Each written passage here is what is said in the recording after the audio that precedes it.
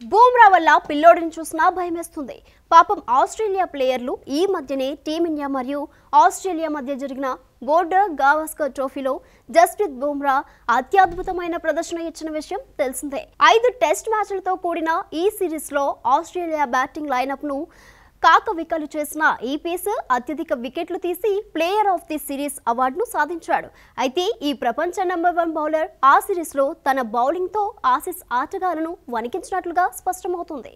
Jasprit Bumrah border Gavaskar ట్రోఫీలో ఇచ్చిన చారిత్రాత్మక ప్రదర్శనను ఆస్ట్రేలియా వాళ్ళు ఇప్పటికీ మర్చిపోలేదని తెలుస్తుంది. ముందు వాళ్ళ ఓపెనర్ ఉస్మాన్ ఖవాజా ఆ సిరీస్లో తన చెత్త ప్రదర్శన కారణం బుమ్రా అని, అతనొక్కడి కారణంగానే తను అనుకున్నంత స్థాయిలో ఆడలేకపోయానని ఒప్పుకున్నాడు.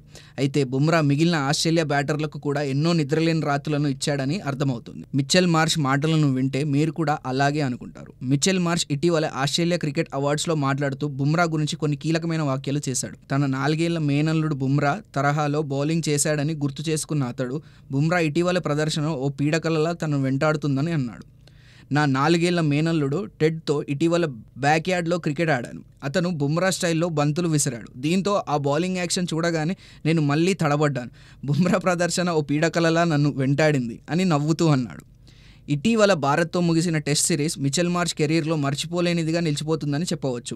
అతడు ఆల్రౌండర్గా ఈ సిరీస్లో కీలకంగా రాణిస్తాడని అభిమానులు ఆశించారు. కానీ మార్ష్ తన పేలవ ప్రదర్శనతో నిరాశపరిచాడు.